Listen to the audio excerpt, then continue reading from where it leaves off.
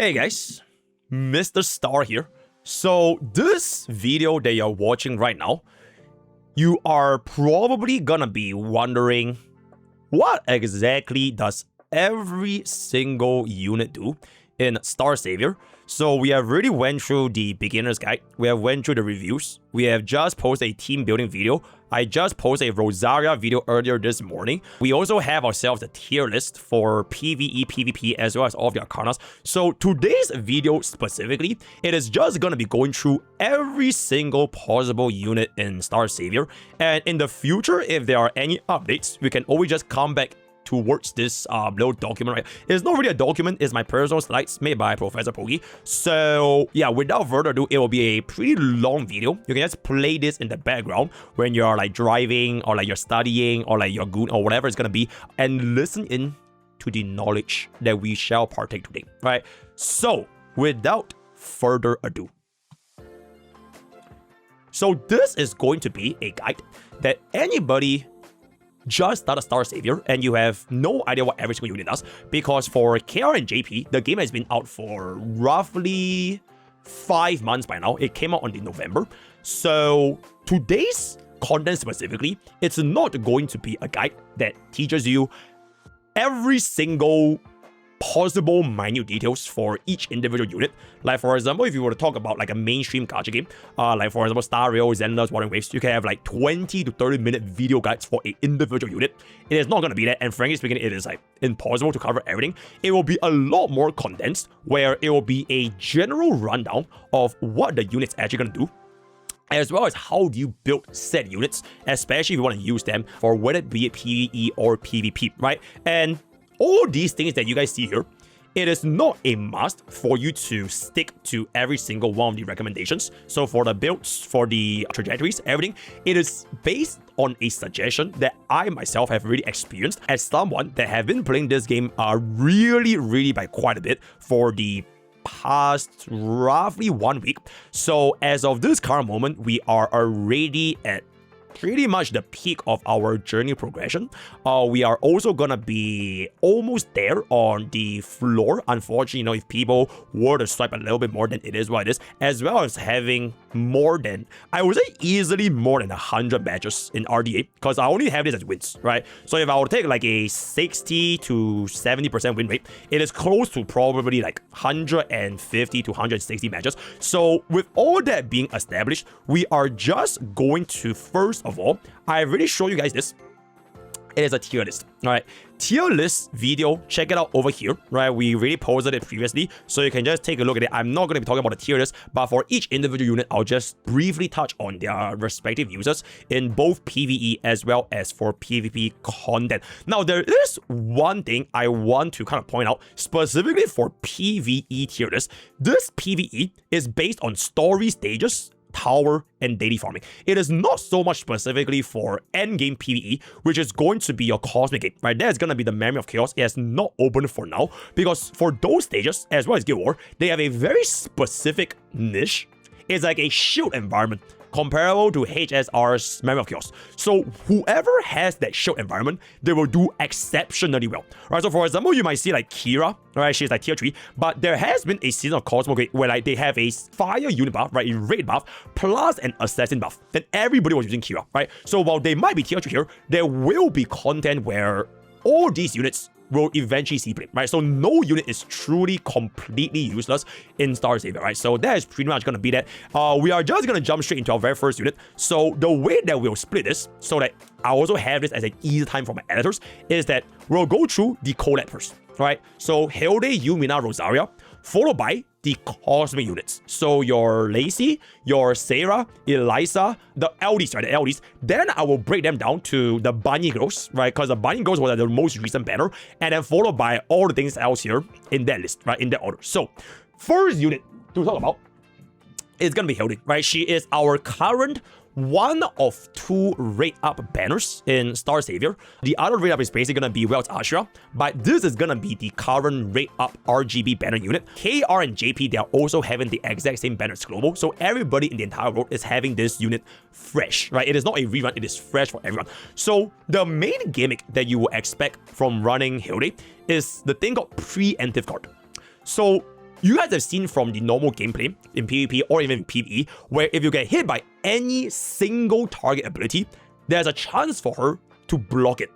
So she will stand in front of that original target and take the hit. It could be skill, ultimate, basic, whatever it's gonna be, which is why she is currently tier 0, the big 4 or the big 3 in PvP as of right now, because there are a lot of things like single target bursts, right? You have probably seen like your Charles or Charlotte, right? Bunny Charlotte, right? Your Bunny Claire, right? Kyra, if you have seen some of this. So any of these single target attacks, Hilde will be able to help you out a lot, and it's very, very prevalent as of this moment, right? So aside from the pre-end guard, her kit as a whole is also extremely tanky because she doesn't need to care about any damage stats. So if you were to compare this with like Waltz Asherah can build crit because her follow-up attack deals a lot of damage. But for Hilde, you just all in HP defense and speed. So as of right now, she is the most highest effective HP tank we have, which is why if you were to run her in stages that you can't really clear properly, especially without a proper front line, or if you're not going to be running Lacey, Hilde is going to be able to do your job for you, right? So if you want to build, I'm not going to keep repeating the build, but that is going to be the build right there, right? Speed or HP, followed by 2 better. Speed necklace, HP ring, HP defensive, and speed subsets. The recommended arcana, this is just a guideline, right? These arcana you see over here, it is just a guideline. If you do not have the exact same arcana recommended, you can just use any other substitute until you eventually get it. Because unlike a purely PvE gacha game, or like a gacha game with like no leaderboards, this game's alternatives are very, very little. Right? Because if you were to, let's just say, if you do not have like the Charlotte Arcana, it is the only Arcana in the game that gives you 8 speed. So if you don't have that, there are no substitutes. So it is something that you will eventually work towards, but if you don't have it, it is okay, especially if you're just going to be starting out. For the trajectory, right? For this part over here, the trajectory, I would just say for now, don't worry about it. Trajectory is essentially this thing right here. So I'll show you guys a sample build. Right, so this is gonna be a sample build. Trajectory is gonna be this thing called the special potential, where you will only unlock at the end of a hard journey.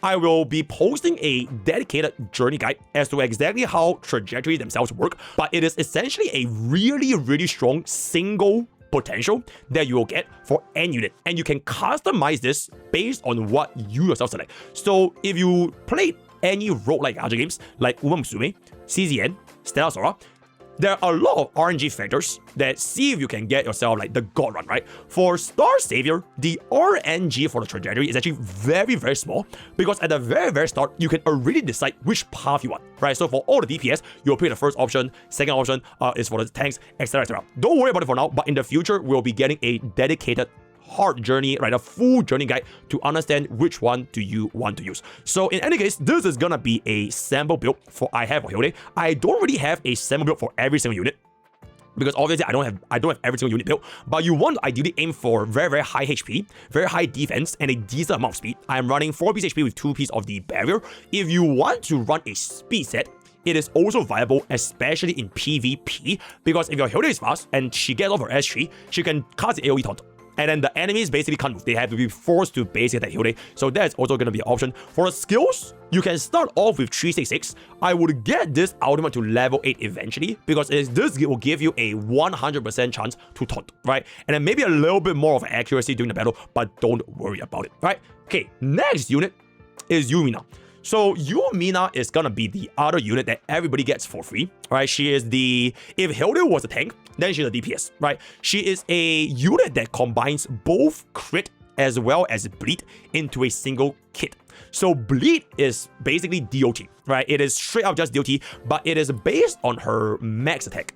But she also wants crit because first of all, her S2 gives her free crit rate, and second of all, her passive gives her additional action value advance whenever you crit. So you kind of want to build both crit and attack for this unit. In summary, don't think of her as any different from any of the other original DPS because you would also need crit and attack for every single crit-based attack DPS, right? Anyone that is a crit DPS now, you will be just giving her the exact same build. So don't worry too much about it. For Yoo Mina's utility though, like what's unique about her is that bleed and pretty much any DOT, they can go past barriers.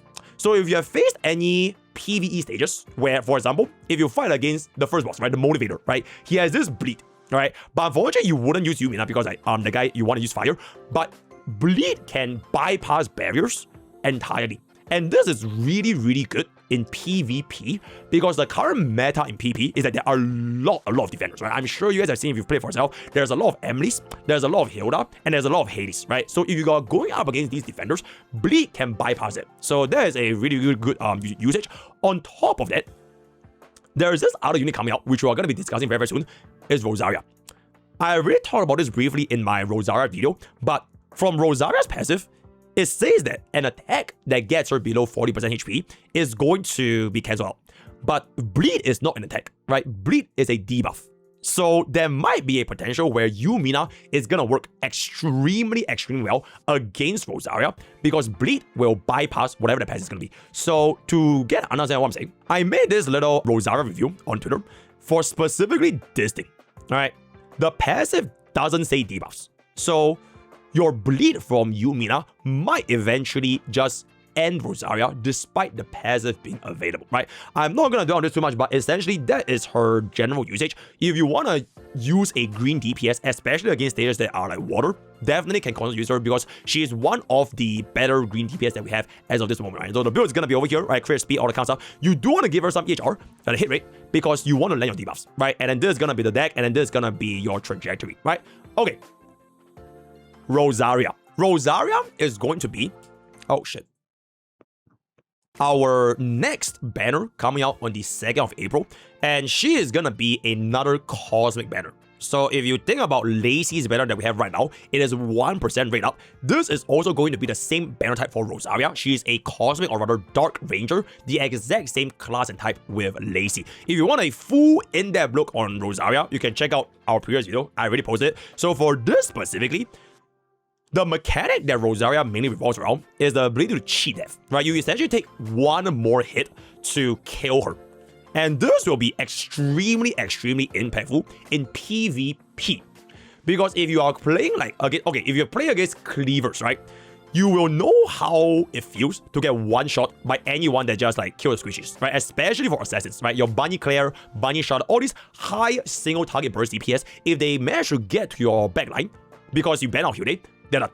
Whereas Rosaria, it will minimally at least needs 2 separate hits to take it out. So that is the main usage from her PvP. For her PvE use case, I think she will also be really strong because she's our first ever AoE defense down. So for all of our current defense down sources, it is mainly coming from Petra as well as Lugh, right? They have single target defense down. But Rosaria will be our first ever AoE, which may or may not be very impactful, especially if you're going to be up against bosses with like a lot of annoying summons, right? Or if you're going to be up against, for example, the Void Marauder, right? The stealth guy, she's going to be really good, right? I will not talk about it too much, but generally speaking, you can take a look at our Rosaria video. Her kit is looking very promising. I am guessing tier 0 on PvP launch, roughly tier 0.5 or for PvE, right? So that is pretty much it. The builds, you can see right here, it is the same. Any DPS builds, it is almost always the exact same, right? So that's it. Next, this portion is going to be our cosmic units, right? Our LD units. So for the remaining of this sector, it is purely focused on LD, and there are no other better LD to talk about, which is going to be Waltz Asherah. Now, I'm sure if you're a new player in starsavior, you have definitely seen this advice from anywhere in the Discord, from the communities, from streamers, from content creators. Reroll for Waltz, reroll for Waltz, reroll for Waltz. And the reason why that is, right? The reason why that is because as of this moment, there are no other sustains in the game that can give the same level of sustain and damage combined to one. So not having a Waltz Asherah, if you were to play Honkai style, is equivalent of like getting a Hyacinth sustain versus a Baidu sustain. That is how wide the gap is, right? Her current usage rate, she has built-in action very advanced. She has cleanse with up to 2 debuffs. She has speed buff, personal speed buff. And if you do get her dupes, it will unlock the follow-up attack, or known as the cross attack. And this cross attack also deals toughness bar damage to any dark enemies, right? Dark enemies. So this is also why you really want to try to get at least 1 copy of Waltz Asherah's dupes, because at limit break 0, she does not have this cross attack. So that is why a lot of new players at launch, everyone is recommending to reroll for 2 copies of Waltz Asherah, because once you get that, it will unlock her kit. And LB1 is 50% at max dex, LB2 is 75, and then LB3 is a 100% full up, right? So that is why she's so good. I will not really talk too in depth, but she's used everywhere. Every single stage, every single element, every single content. If you can use Waltz Asherah, you use Waltz Asherah. So she's gonna be our only, technically not our only, but a double tier 0 PvE and PvP use. For the builds, as of right now, I would recommend speed as well as HP. For endgame players, right? I didn't note over here, but for endgame players, which is actually, I can just show you guys an endgame build. So this was a match that I fought against a JP player at level 169. 169. This is a sample endgame build you can use if you want damage. So we went for 4-piece crit rate and 2-piece fighting spirit to give her 100% crit rate. And this will then allow your Waltz Asherah to deal substantial damage over time, especially in PvE stages. But I would highly recommend not doing this build, at least in the early to mid game. This is only recommended towards the end game when you have good enough relic and good enough stats. And yes, you can see that we have a higher focus on strength than HP because Waltz Asherah's attack actually has an attack scaling, right? If you go into your Saviour's coefficient, they actually label this now, which is like dev, because previously they did not mention this. You can see their skill details. It includes attack. So by having more attack, it actually still improves Waltz Asherah's personal damage, right? So you can take a look into this to find out how damage formula is going to be working, but that is only recommended for endgame players, right? So that's it. Then your Arcana is going to be this, and then your trajectory is going to be that. For this specific line, it is only for tank Waltz Asherah, right? This is gonna give you additional action value, but if you play a DPS Waltz Asherah, then you will go for the same build as like any other DPS, which is AX4, AX5, right? Once again, don't worry about this too much for now. I'll be making a detailed in-depth guide for them later. So as of right now, this is my current Waltz Asherah. I guess I can kind of just show it over here. It is around a full tank build, so as much HP as I can with my speed is kind of cooked because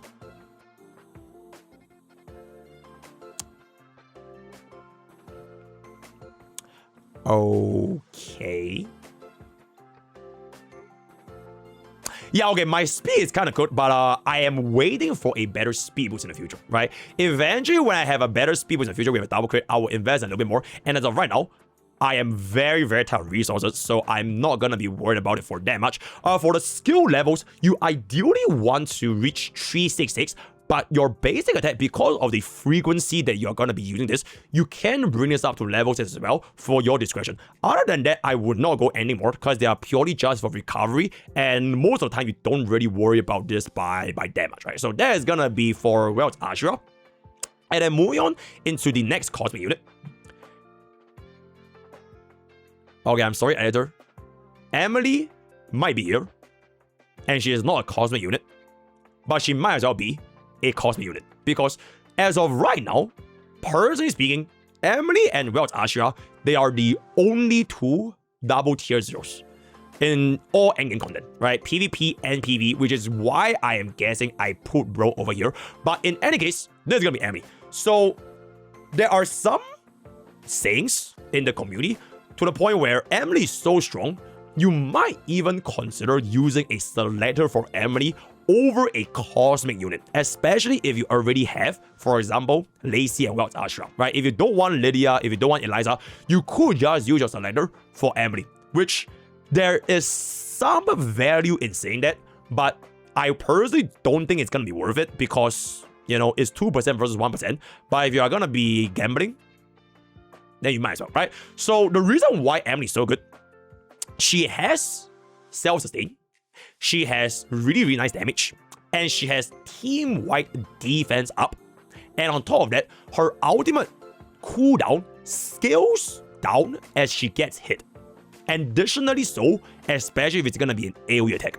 So for both PvE and PvP stages, because of having the shield and the damage and the defense up buff, she is super flexible in any stage. And even if you are going up against green stages, which she's gonna be weak to, you can still run her as like a utility-based sustain because the shield is based on her max HP, right? So all these things combined, you can just run her everywhere. I would say there is this brand new tech with Emily, which is what I think makes her like basic tier 0, is that you can get this specific icon in-game, which just came out, right? This just came out. It is going to be called Hilde's Arcana, right? Hilde's Arcana. This gives you the unique ability for preemptive guard, which can also be used by Emily because she's a defender. So what this does is she will also have a 20% chance of standing in front of any target, which on top of blocking damage for your team, you also reduce the cooldown of your ultimate. So I would say because of this, she became like really solid and just a very strong way for stabilizing your DPS and dealing consistently high damage because the ultimate is gonna be getting a lot more frequent, right? So that's gonna be that for the builds. You can run HP, you can run speed, you can run crit, it depends on what you want. So if you want her to give you more sustain, you can give her more HP because that is what her S2 skills are of. If you want to do more damage, you can go for crit. Personally, I am running my Emily on a speed build, right? Then this is going to be Arcana, this is going to be Trajectory, so you can see this over here.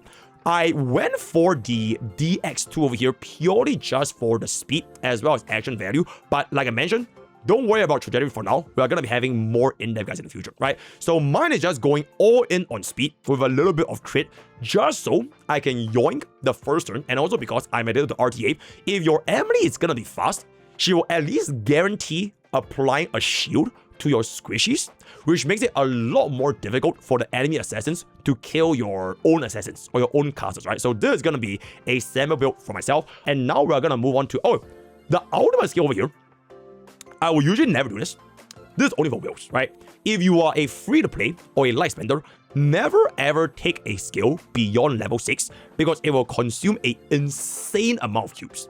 But only if you are willing to get the, the Star Swiper, then I will consider investing in a skill that I'm using very frequently. And for Emily, because I use her everywhere and her ultimate has a very fast cooldown, I just give this more levels so we do a little bit more damage, right? So that's gonna be that for Emily. Oh, right. For both Emily and Hilde, remember to use their Nova Flare, Nova Burst for the basic. Because the basic gives you a very good amount of barrier to help her personal sustain, right? So just a little bit of tip over there. Okay, Lacey is the Unk of Starsavior, right? The Baba of Starsavior. Because before we got ourselves Emily, right? Before we got Waltz Asherah, before we got Rosaria, before we get Bunny Charlotte, Bunny Claire, before everything came out, Lacey was the only definitive tier 0, right? So you see the tiers that we have nowadays, it is split amongst like the big trees, right? The big trees, the big fours. But back in those days, she was the only tier 0 because no one else could do what she was doing, which is combining a sustain into a DPS. In fact, she was so good back then. Lacey's existence is the reason why so many defenders and sustains got buffed purely because of Lacey, right? She was just that good. Unfortunately, as of right now, while she's still the same, right? She still has the same kit, she has a lot more replacements. Right, there are opportunity costs, there are replacements to basically do similar performances for the role nowadays, which is why she is no longer gonna be as relevant in terms of a tier 0. But nonetheless, she is still really good. Right, and I wanna just make it very clear, for players who are running Lacey nowadays, you are probably thinking that Lacey is a DPS because she's a ranger, right? No, she is a tank. You are supposed to use her tanking capabilities by putting her on the front line. If you put Lacey in the back line and you are just relying on her ability to deal damage, you will actually be very not happy, right? You will think Lacey sucks ass because her damage is actually not super high compared to pure damage dealers. The reason why she's so good is because if she is gonna be a tank, every time she gets a hit, she will get healed based on the attack she has. So if you gave Lacey like full 4-piece attack and give her as much attack as possible, she will basically replace that tank slot while you have one more DPS at the back to deal even more damage, right? It is almost like it's like running a sustainless Haydee. Haydee is a tank that also deals damage compared to a run with sustain, right? It is like running a sustainless rig, right? Firefly has self-heals, so you don't need to have a sustain, generally speaking, when you play that team. So it's the exact same concept. If you do a Lacey run with her as the backline and another tank, then she will not get utilized to the maximum efficiency, right? Other than that, these are the builds. These are the stats. These are arcanas. Won't talk about it too much. I personally did not invest in Lacey myself because I use her way too much back in the JP server, and I'm just a little bit tired of her. So that's pretty much it, right? Okay. Serie. I'm so sorry. This was a minor spelling mistake, right? Her name is Serie. Sarah, right? Sarah is a minor typing mistake, minor spelling mistake, but she is essentially the only unit in the game right now that has action value advance, and it has a higher action value advance value compared to Waltz Asherah. Waltz Asherah is team-wide, right? But each individual action value advance is a lot lower. Serie at max level 2 skill, which is gonna be seen right here, right? This will give you a grand total of a 25% action value increase, which makes it the highest in the entire game. And at level 10, this goes from a 5-turn cooldown all the way down to a 4-turn cooldown, right? And because she gets extra turn, it will become very, very, very fast to always act as the Bronya, right? She's the sparkle, right? She is the sparkle of this game. Unfortunately, not 100% AV advance, so you will still want to run your DPS to be slower than Serie, and then you use her to bring up your DPS and your cleavers, right? So with that being established, generally speaking, in PvE, it doesn't see as much usage because you don't deal enough personal toughness bar damage as well as actual raw damage compared to just running another DPS. So for example, if you were to play Bunny Charlotte, right? Bunny Charlotte has a team-wide attack buff, but on top of that, her ultimate deals really, really good damage, and her base attack has a follow-up. So not only does she have a buff, she also has a lot of personal damage multipliers. Whereas for Serie, she only wants to give action value advance for DPS, so she's essentially acting as a speed boost for a slower DPS. So you prevent your DPS from running a speed set. They can run a crit set or a crit damage set, and Serie is going to be the one that pulls them up, which is why her usage in PvP is extremely strong. So if you match up against any cleavers, the moment you see them pick Serie, you are getting cleaved. You are 100% getting cleaved. They will either run Serie plus a Luna or a Dana, or any even like single target burst assassins, anyone that does AoE. So I am guessing when Rosaria comes out, all right, Serie is gonna see a very, very good usage rate by combining Serie, pull up Rosaria nukes your entire team, and you go buff flip explode, right? That is what I'm guessing will happen. But for non-cleavers, right, if you want to play tank down, if you want to play like turn 2, turtle, store, you don't really need to worry about Serie that much. But for cleavers, this is almost 100% getting used. She's super, super good there. So build is gonna be as is, with all this over here, and the trajectory just focus all in speed, right? Speed. If you want, you could give her a little bit more hit rate because her ultimate gives us speed down, right? So that's something for you to consider. But the main utility is gonna be the additional speed to add as the action value advance, right? Okay, Lydia. What her original design was that she will be used alongside the debuff team, which is gonna be Muriel, right? Muriel, which is Yada, as well as other defense downs or rather any additional vulnerability to stack on your debuffs and allow them to make the debuff team. So I mentioned in my previous tier list video, if Muriel was the Kafka, then Lydia is the Black Swan. Unfortunately, as of right now, Black Swan, she doesn't really give us enough utility or justification to run her because the setup is too slow. Right? She's not fast enough in just dealing enough raw damage compared to straight up just running a actual proper DPS. So instead of running like Muriel plus Lydia, players often can just end up running like any other DPS, like your Bunny Claire, Bunny Shadow, or any of those Anivros, and they will also do the same, if not even more utility than running Lydia herself.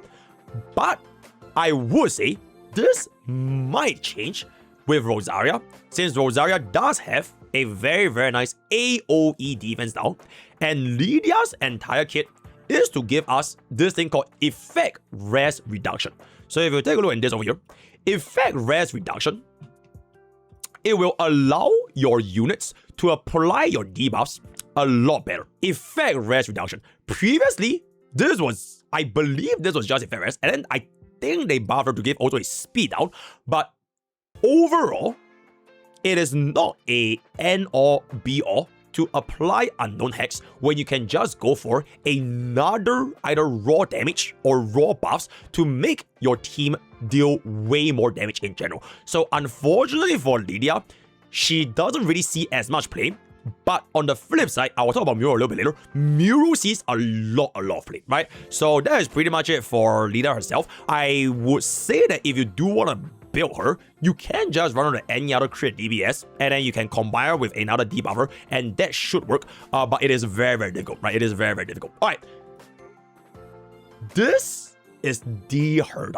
Alright, if you play Honkai style, if there is a single unit in the entire game that's all on AoE, right? Everything about our kid is AoE. This is it, right? Luna. She is the equivalent of a Dana, but potentially slightly stronger than Dana because she's cosmic, right? She is basically a cosmic Dana. The good thing about Luna is on top of being cosmic, which means you have no resistance, right? So if you run Dana, you might encounter raid enemies, which is very common in RTA, right? Your Hilde, Charlotte, and Bunny Charlotte, they're all raid, so there might be a chance that she doesn't do it. But Luna does not have elemental weakness, so you can literally run her against any PvP teams, and you will definitely see the full value of her damage. And on top of that, she has a very unique buff, or rather debuff, which is called Imprison. I think that's what it's called. Oh, Bind, right? So this Bind debuff, it is a only damage taken increase debuff in the game. So if you apply Bind, all AoE attacks will have increased damage taken by 20%. So this means not just for herself, you can even run Luna with another AoE damage DPS for the ultimate cleave team. So you will usually speed tune your Luna to go first, apply Bind, and then whatever comes after Luna is probably gonna one-shot, right? This could be a Lacey AoE, it could be a Rosaria AoE, it could be a Dana AoE, it could be any AoE because of this Bind debuff. So in RTA, her usage is extremely high when it comes to cleavers, and if you combine Luna with, let's just say for example, Serie, and she gets the attack buff, you can see that in her passive, she also gains this thing where she gets the additional crit damage, right? But this is only from Limit Break 1 and above. This is gonna be crit damage increase when she has any buff, right? As long as she has a buff. So at Limit Break 4, it's gonna be a 20% crit damage increase. So overall, just a true blue cleave unit that you're definitely going to be able to use in PvP. In PvE, unfortunately, is a little bit scuffed because what tends to happen in PvE is that single target damage tends to have more priority than AoE damage because you want to kind of ignore the mobs for most cases and just go all in on the boss, which means that you can do more Thanos bar, and the moment the boss ends, everything ends, right? Unless we see a PvE content where you prefer AoE damage. But as of right now, we haven't really seen it so far, right? The builds over here, blah, blah, not too much to talk about. Boom. Okay, this is our last cosmic unit, Elisa. Unfortunately, also very similar to Luna, which is she is almost entirely a PvP unit.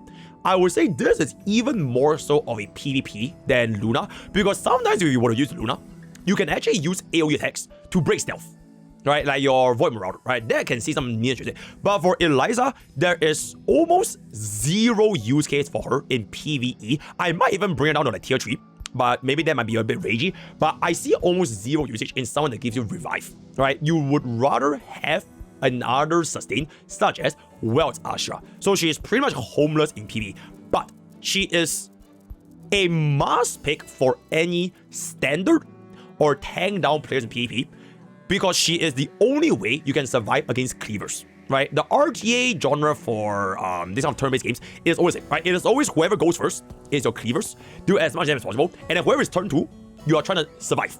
So can you be the unstoppable force that kills them, or the immovable object that does not get killed? And Elisa is those units that can help you increase your survivability by a lot.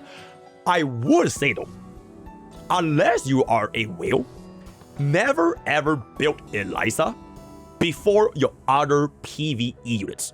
Because for Starsavior, your progression in this game is heavily tied to your PvE progress. So unless you already settled your PvE team, right, your PvE units, you never build a PvP unit first, because that will set back your progression by a lot. Because it takes a lot to not just have their units raised up, but also their ascension materials, right? Like all these things, it is a insane amount of resources, right? And then you also have your skill levels, right? And you also have your gears, right? And the journey, which is also not very easy, which is why, unless you are a whale, don't build her for now, right? And if you do try to build her, if your Elisa is not properly built, she's also not gonna see any use in PvP, because what's gonna happen is that she's gonna get one shot.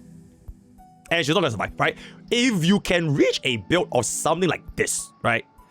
If you can get Elisa looking like this, that's when she becomes really good, right? So it's a very all or nothing character. There's no in between. It's either she's built or she's not built. Which, speaking of, one more thing, her dupe is really strong. Because this essentially gives you the ability to get an extra turn after her base attack in a certain amount of times, which will improve the overall rotations for her skill 2 and skill 3 by one entire turn, right? So if you want to play Elisa, on top of having her built, I would highly recommend getting at least one limit break copy, because for tank downs, your matches are definitely not lasting just 1-2 turns, right? You're probably going to be playing in a very long and drawn out PvP match. So having that one limit break can help you increase the overall sustain by a substantial amount, right? So that's all going to be that right over here. That's pretty much it. Okay, with all that, I believe we have come to the end of our Cosmic. So the next one should be Bunny units. Bunny Charlotte is a unit that just got released before Roberta. So Roberta was KR and JP's last banner, and the banner before Roberta, it's Bunny Charlotte as well as Bunny Frey, right? Bunny Charlotte, as of right now, is the highest, right? Highest damage against a single target in the game. So her entire kit, not only because of her attack buff, she also has the follow-up attack damage, as well as an ultimate that can refresh on command if you have 5 stacks of her passive. And when a unit has a team-wide attack buff, it will substantially increase your overall damage, because the way buffs work in Starsavior is that attack and defense are really fucking important, because they take into effect your in-game stats. In-game stats. So whatever attack you have in-game, when you go to battle, you get a 30% on top of that.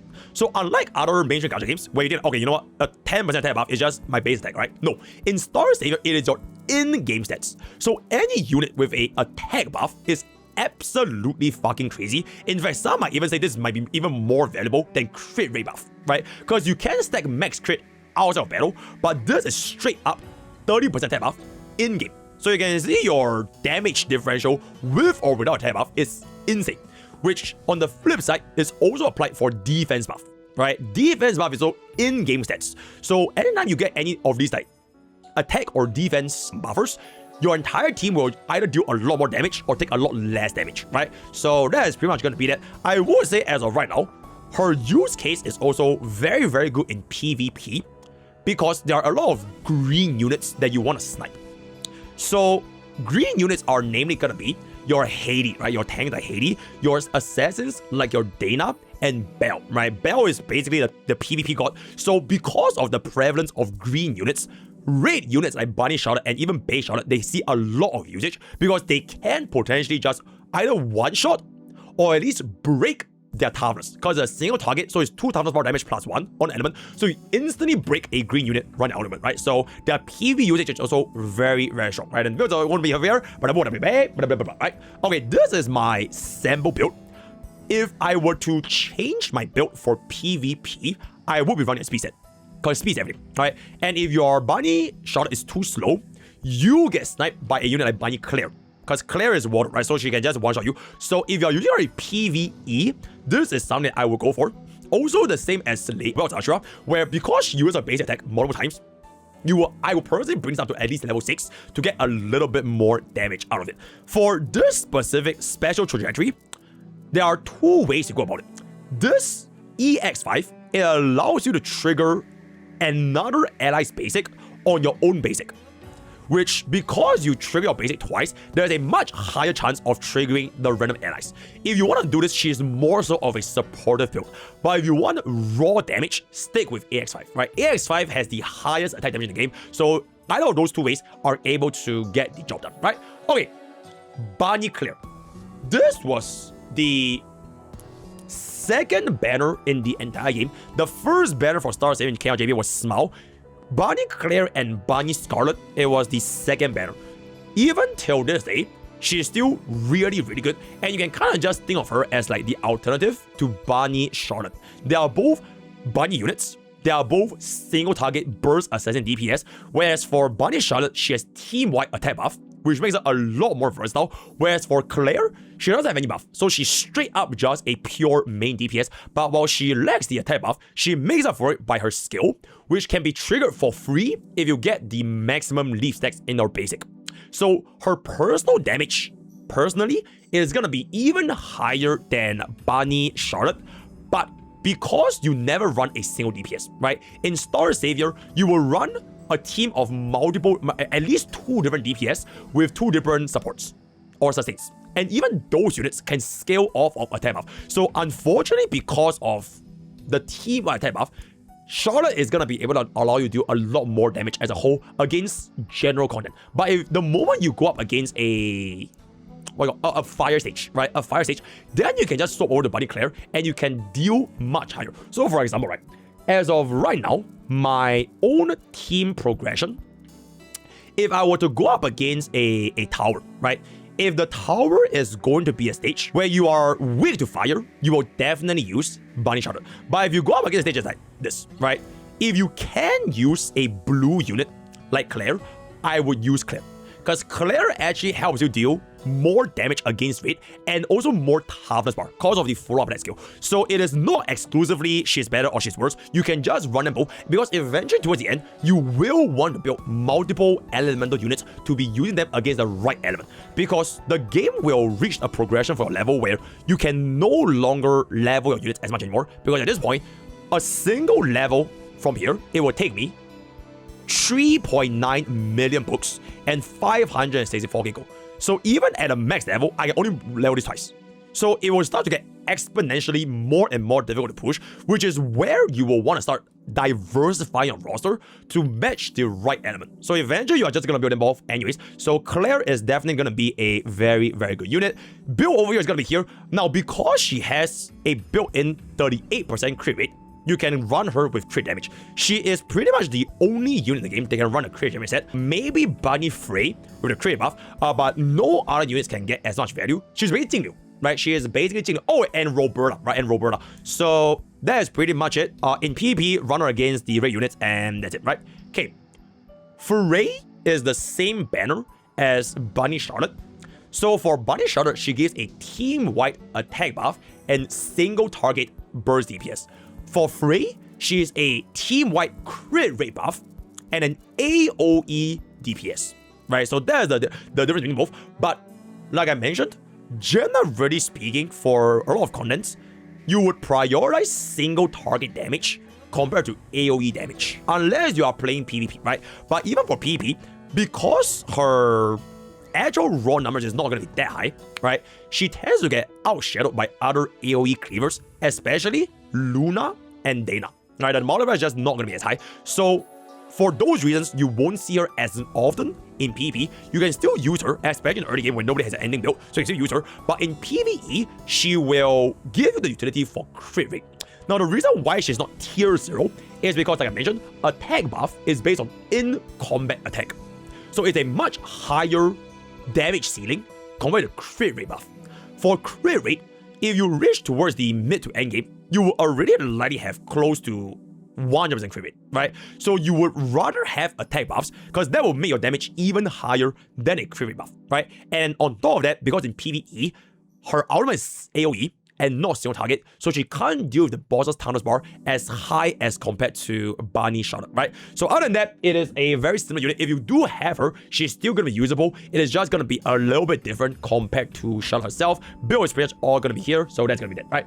Okay, now we move on to the RGB, right? So that was the bunny girl. This is going to be like all the RGB, and I will start off with Belle. For Belle, you are definitely gonna see her in PvP. I don't think I can really expand on too much on why she's tier 0 PvP, because it really is very hard to get a safe pick if your Belle is too slow, right? She needs to have high speed, Alright, if your speed is too slow, she cannot apply her silence and buff the spell and accuracy down, so it is gonna be very hard to use it, right? So only recommend for players who already build enough. Now for PvE, this thing says tier 2, but there's one thing I want to bring up for Belle specifically, which is this thing called the accuracy debuff, right? I don't even think y'all know this. You might just think, okay, they can't apply the debuffs, right? They can't apply their attack down, defense down, speed down, so it's kind of whatever, right? It's just accuracy, right? But if you go into the game's help menu, there is this mechanic in Starsavior called evasion. This evasion is kind of like dodge, and it is determined by accuracy. So on paper, you might think accuracy is just for debuffs, but because of this word over here, it can actually help you reduce 50% damage, not apply debuffs, and no toughness bar damage. So in practice, if you were to use Belle, you actually have a chance of greatly reducing the damage you take if you trigger evade. Now, unfortunately, when evade actually triggers, it is quite hard to determine what is the exact value, so you're essentially gambling on the enemies getting off an evade, right? So if you don't mind like resetting stages a lot, you can use Belle for a lot of PvE stages purely just for the accuracy debuff, right? Just for the accuracy debuffs.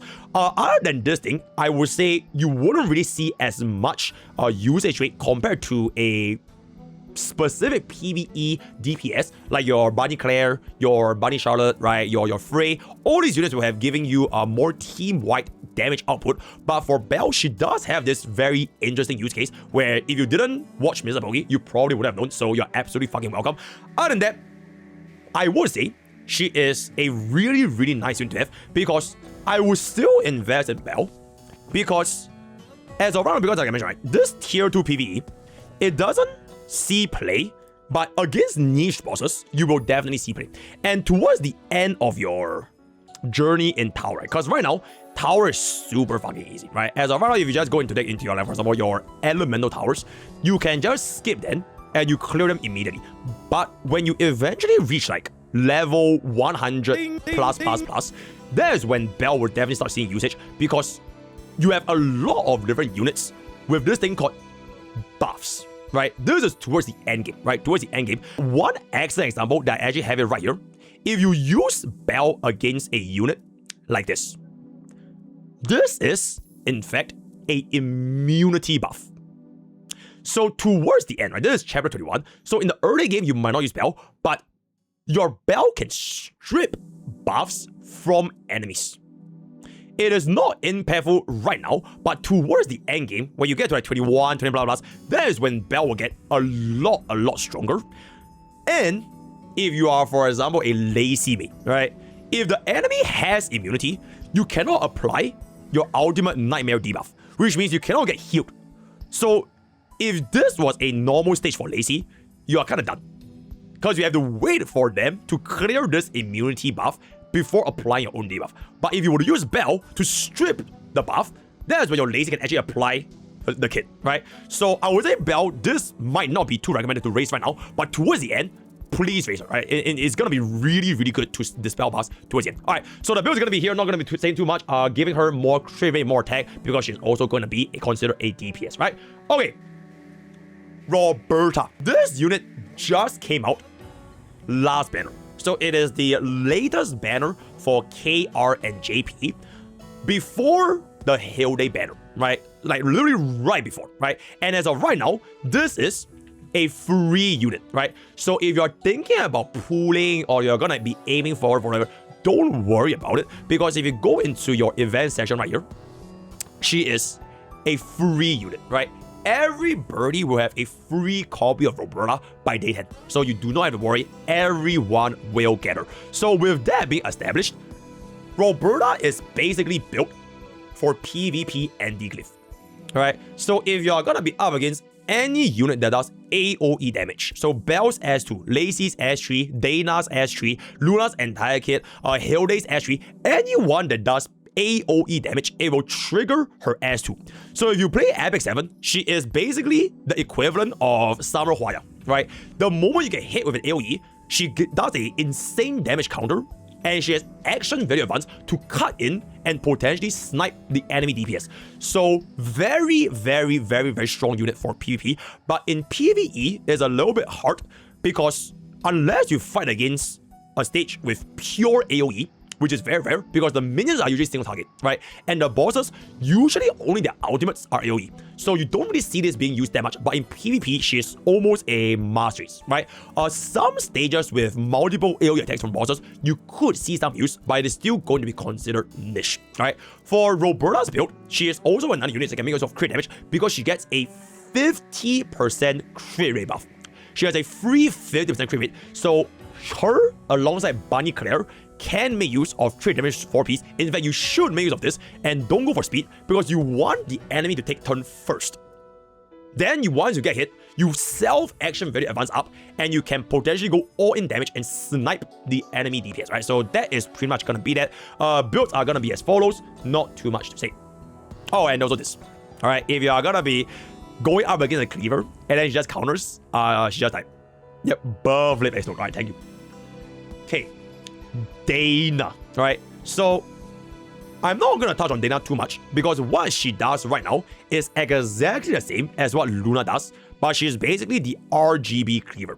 Now, one difference between Dana and Luna is that Dana also have a attack buff on her S2 as well as a speed debuff, right? So generally speaking, if you are a cleave mate, right? If you are a cleave mate, you are probably gonna be ending up raising both Dana and Luna because let's just say you picked up your Serie, but they took your other cleaver. Then you don't really have another cleaver unit to use, right? So on a scenario in which your Luna gets banned or picked, then you can just resort to the second option, and that's gonna be Dana to still continue on your cleave usage. And then eventually, when Rosaria comes out, she's gonna be feeling a very, very simple niche as well, right? So if you take a look at the kit, this ultimate has a speed down. So compared to Luna with the bind to increase damage, this speed down helps you to get your next action faster because for her unique passive, she has a speed up. So she helped to bridge the AV difference faster than Luna, right? And this one also gives you an attack buff to yourself and a teammate. So generally speaking, I would say that at least for PvE, you might see a little bit more use case for Dana because of attack up, right? Like I mentioned, this buff, this attack up is absolutely insane. It is in combat attack. So that is pretty much it. I would say one thing, which is there's one potential downside for both Luna and Dana, because Rosaria might change everything. Now, if you take a look into your in-game combat stats, there's one very big flaw with casters, and that is your casters have this massive fucking flaw, which is their base speed is extremely slow, right? They're all slow as fuck, right? They're low EGAs. But Rangers have a much higher base speed. So what might happen when Rosaria comes out? She's literally 13 speed higher than Dana. So in the future, if you are playing cleave versus cleave, you might simply get this phenomenon known as outsped. Right? If this is your first time playing a RTA turn-based game, you probably have no idea what's outsped. Outsped is basically if the enemy goes before you and they are also playing a nuke DPS, you pretty much just lose. Because you're both glass cannons, right? You're just saying who can nuke who first, who press the S3 first. And because Rosaria is so much faster than our other AoE cleavers, it will be a very, very interesting thing to see how the meta is going to shift. I am guessing what will happen is that she might get perma-banned. Right? I think her kit is just so good, she might get perma. So even if Rosaria does come out, in the event that she gets banned, you can still see play for your other cleavers. But we'll wait for the meta to stabilize a little bit more by the 2nd of April, right? So that's pretty much it. Build is gonna be as follows, blah, blah, blah, blah, blah. And now we can move on to Haydee. First of all, in Kyra and JP, her name is not Haydee. Did you know? Haydee's name is not called Haydee, right? She's called Ida. Or in CS, it's got Ida, right? So they actually changed her name to EN to Haydee. I'm not sure why, but I basically knew her as Ada back then, right? So this is gonna be just a little fun fact. In any case, Haydee used to be completely unplayable until the devs buffed her. So now, Haydee not only has the damage mitigation, she also has the additional barrier to keep her a lot more durable compared to back then, right? So units in this game, they do get buffed, which is a very common phenomenon for any RTA mains. If the unit is always gonna be a tier 3, especially in PvP, the units will eventually get buffed, right? So for example, the entire defender class, they got buffed because of Lacey, right? And Haydee, out of all defenders, is the one that received the highest amount of impact because now she basically went from like borderline unusable to used almost everywhere for a store team, right? So let's just say for example, right? If your favorite unit is Bunny Scarlet, right? With all due respect to Bunny Scarlet, she is not that good because of her inconsistencies, but maybe they buff her one day. And then she becomes a tier 1, right? So who knows? We'll see how that goes. But in any case, Haydee, she is basically fusion, right? Her entire usage is on this unique gimmick called Guard. So if you apply Guard, you will have a 30% damage distribution. I'm not sure what is fusion's percentage, but any damage that your allies take, Haydee will take 30%. So you can kind of see this as straight up a 30% damage mitigation if you get hit with any single target, which means that anytime you want to play PvP and the enemies want to snipe your squishies with either an assassin or a cleaver, running Haydee by simply existing will allow you to split away 30% of damage. So it is really fun good. And then on top of that, she has a very high barrier uptime. So as the battle keeps going on and on, you have developed this thing called the store team. So if you run like Haydee, Hilde, Waltz Asherah, and you guys like either Emily or any other like DPS, you pretty much just cannot die, even in PvE stages, right? So very strong. I would say there is just one thing, which is, like I mentioned just now, because of this light cone, right? And Haydee is a defender. This light cone changed everything, right? I would say if you are playing tank now, this light cone is the closest thing to a Mars pool because of preemptive guard, right? So now, anytime you run a defender, there's always that 20% of her straight up just tanking that single target burst. So because of this, Haydee is now currently tier 25 with the release of Hilda's light cone. So in the future, if you do want to use her, definitely a very strong pick for any of these kind of like nuke scenarios, right? And also, yeah, Haydee also is the only unit in the game that runs defense 2-piece. No other unit in this game scales off of defense, so she's like a Ventry, right? No, everyone else, they either scale off of attack or HP. So if you have any spare defense set, just give it Haydee and she can make use of it very nice, alright? Okay. Yada is gonna be the Kafka of this game, but it's not fully just Kafka, whereas it's DOT, it is for debuffs. So anytime you want to run a debuff DPS or a debuff team, you run Muriel because her S2 extends all debuffs. So any DOT like Bleed or Burn, any stat debuff like Speed down, Defense down, Attack down, they get extended by 1 turn. And because of that, Muriel is like the core for anybody running a debuff team in this game. And furthermore, her ultimate has the exact same damage scaling as other casters, like Dana as well as Lugh. So she can also deal a substantial amount of damage. So I think the best way to demonstrate this case is if you take a look at Mr. Starsavior getting absolutely fucking destroyed.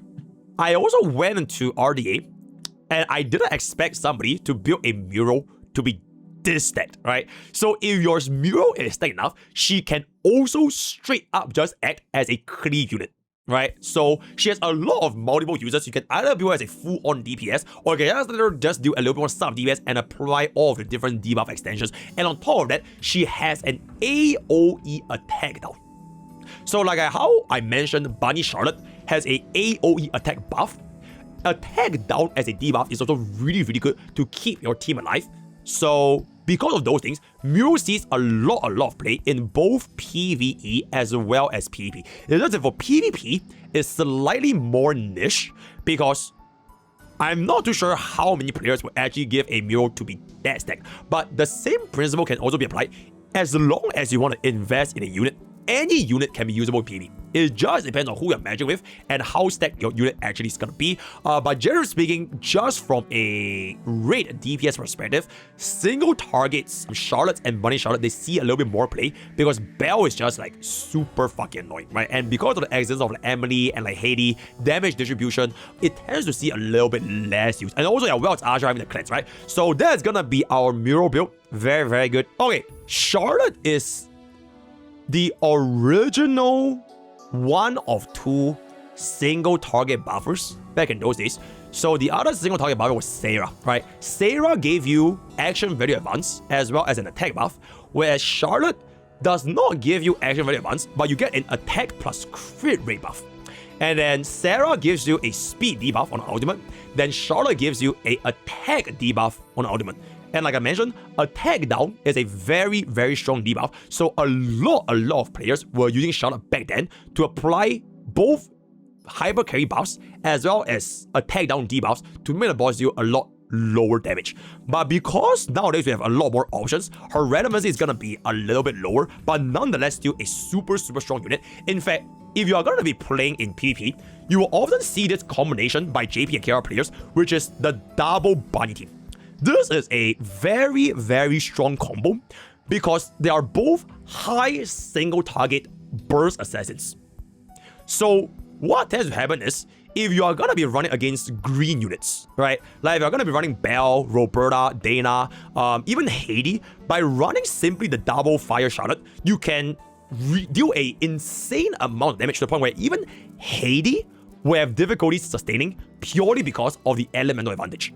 But this is only because we don't see as much blue units, right? It is very rare to see blue units because Emily is either perma-banned or first pick, right? Then if you are going to be going up against Bunny Claire, it is simply a matter of outspeed. And if you outspeed their Bunny Claire, they die, right? So the main focus on PP is green units, and red units just naturally counter. Because their ultimate is single target, they instantly break a red unit, or rather a green unit, right? So that is pretty much it. These are gonna be the builds. Same thing, right? Okay. I don't even think y'all have ever seen this unit ever being used. But Kyra is essentially somewhat like a Charlotte or Bunny Charlotte for assassins. They are both classified as single target burst DPS, but Kyra is the only unit in this game that has stealth. Right, the stealth. So if you guys have fought against Void Marauder, you basically cannot target Kyra unless she gets hit by AoE. So in PvE, it is almost completely useless unless you are going up against Cosmo Gate, which has the Assassin and Sun buff, which happened on the very first season. So a lot of players were using Kyra back then, but for general PvE, this is almost useless. But in PvP, there are some extremely interesting cases where if you go up against pure single target and pure single target, Kyra can give you a lot of value because her skill 2 is an action value delay. Right, it is not an AV buff, it's an AV delay, and her ultimate is also just a very high single target burst damage. So for scenarios where you're up against a lot of greens and they have no AoE, Kyra could see some play, and you just can never target her unless she comes up from stealth. Now, although her ultimate is the only that gives her stealth, her basic can also gain stealth if you use Nova Force. So a very niche unit, but I just thought it was quite interesting to the point where I kind of have to include it in the video. And on top of that, her Arcana got massively buffed. So as of right now, this is the only Arcana in the entire game that gives you a whopping 30 speed buff. 3-0. No other Arcanas in this game can give you a 3-0 speed buff. But unfortunately, because it's only for assassins, it is not as versatile. But if you use units like Bunny Charlotte, which goes S2 into S3 because it's an extra turn, you will instantly gain 20 speed buff on the very first rotation. So this Arcana, it is pretty much a must-have for any assassins. Unfortunately, there really aren't any good assassins except for Bunny Charlotte, but this is an insane Arcana, right? So that is gonna be pretty much it for Kyra. Now we're gonna be coming to almost the end, which is the Breakers, right? I'm just gonna classify the 3 of them in the same unit because I'm a little bit lazy Doro at this point, but they literally just do almost the exact same thing, which is high toughness bar damage as well as Defense down for Petra and Lugh, and then Tanya is gonna be team-wide action very advanced. So for Petra and Lugh, they are literally the same unit. It is the almost exact same unit. Their S3s are both defense down, and then S2, Petra's S2s, her Nova Flare gives you a +2 toughness bar instead of the usual +1, and a self-speed buff. Whereas for Lugh, her gimmick is this unique freeze debuff that also counts as a speed debuff. So it is because it's unique, you can stack on her freeze debuff with another speed debuff. But generally speaking, you only use them against the right element. So if you are using against green bosses, you use Petra. If you are using against green bosses, you use Lugh, right? So that's pretty much how they are going to be seeing play. Not too much to talk about because their use case may or may not be homeless, depending on Rosaria. Because before these two, there are no ways to apply defense now, but Rosaria is going to come out, I think, next week, and she will have a AoE defense now, on top of potentially very high personal damage. So we'll see how that is going to be going forward. Also, one important thing is for any of these debuffs, right, make sure that they are faster than on DPS so that they can apply their defense down first, and then you gain the majority of your damage, right? Okay, and this is going to be our final unit, all right? Fun fact, Tanya was your streamer's favorite unit back when I was playing JP, because not only is she my first level 3, she also has the most insane.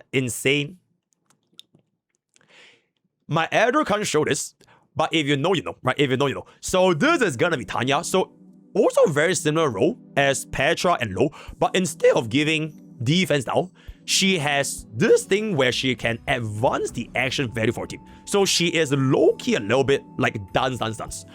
But the unfortunate thing for Tanya is, unlike Petra and Lugh, where they don't really care about dupes, Tanya really wants dupes and her signature arcana. So if you do not have her dupes and arcana, then her use case is gonna be very hard to make use of, right? So TLDR, run her against your blue enemies, get more dupes to get additional action very advanced, and yep, very big, right? So I think with that, we have pretty much come into the end of every single unit explained in starsavior, but like I mentioned, this is technically not every single unit, because I only mainly went through all the units that you would use under normal circumstances. So a lot of other more niche, unique, underperforming tier 3s, for now I haven't touched on them, but in the future, if they do get buffed or you have any requests, you can just leave them down in the comments below, or join our streams and our Discord, where we have a very active and growing community for starsavior players. And with that, I have pretty much come to the end of my most comprehensive, all unit included starsavior guide, right? I will be going through the journey guide very soon. Join Discord, join Twitch, join YouTube, smash the like and comment section. Word of the day is gonna be Poros. And I'll see you guys next time. Oh, use code PORO, right? Thank you.